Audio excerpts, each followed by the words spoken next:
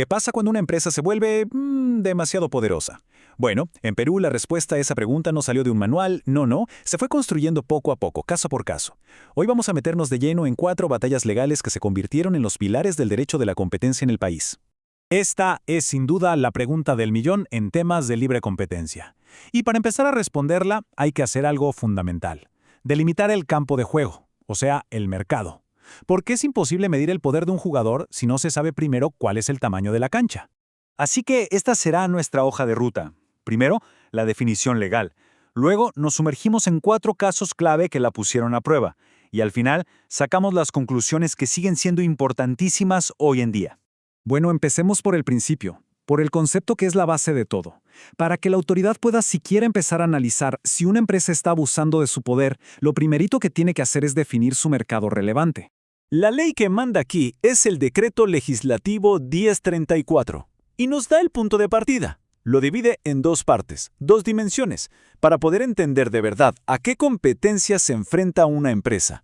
Suena bastante simple, ¿no? El producto y el lugar. Pero lo realmente fascinante es ver cómo esta definición tan limpia cobra vida y se vuelve súper compleja en el mundo real. Y para eso, nuestro primer caso es el ejemplo perfecto.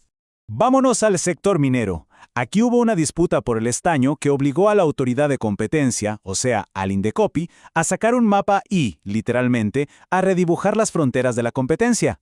La cosa estaba así. Por un lado, la empresa Vera acusaba a Minsur de ser un monopolio total, de tener el 100% del mercado de estaño en Perú.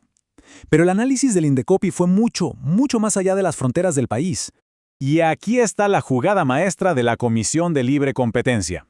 Dijeron, a ver, si un producto de otro país puede entrar fácil a un costo parecido y es un sustituto perfecto, entonces compite directamente.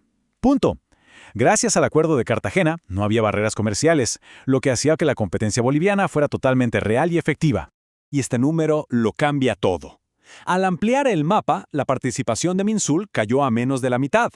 Legalmente, pasó de ser un supuesto monopolio a ser una empresa que sí tenía competencia. Esto demostró algo fundamental: un mercado no siempre termina en la frontera de un país.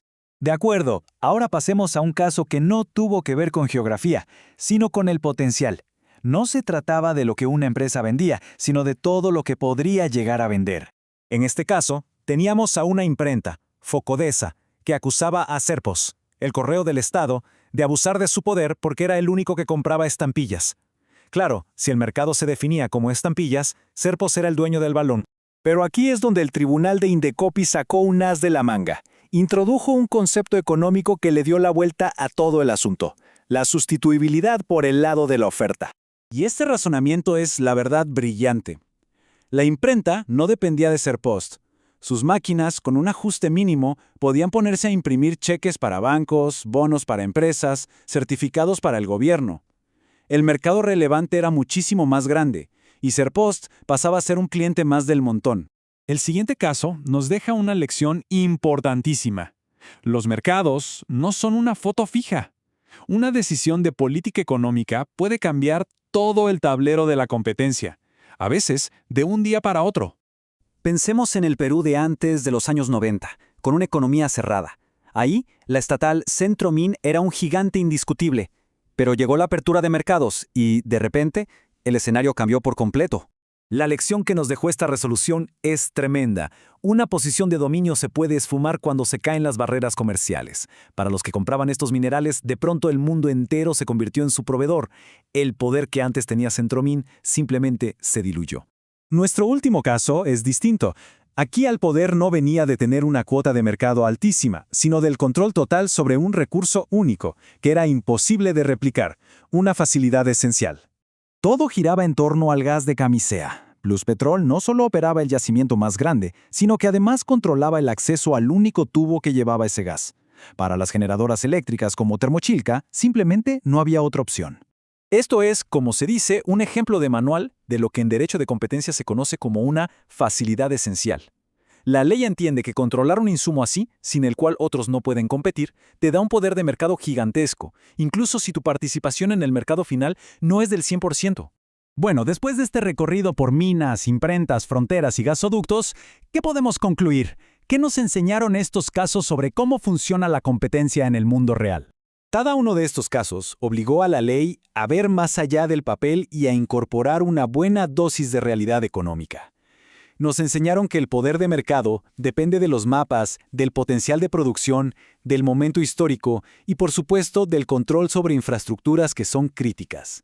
Al final, queda clarísimo que medir el poder de una empresa no es como tomar una foto estática, es más bien entender todo un ecosistema competitivo que está en constante movimiento, donde las fronteras, los productos y las reglas del juego siempre pueden cambiar. Y esto, claro, nos deja con una pregunta flotando en el aire. Si estas fueron las batallas que definieron el poder en la economía, digamos, física, ¿cómo vamos a definir los mapas, el potencial y las facilidades esenciales en el nuevo y gigantesco campo de batalla de la era digital?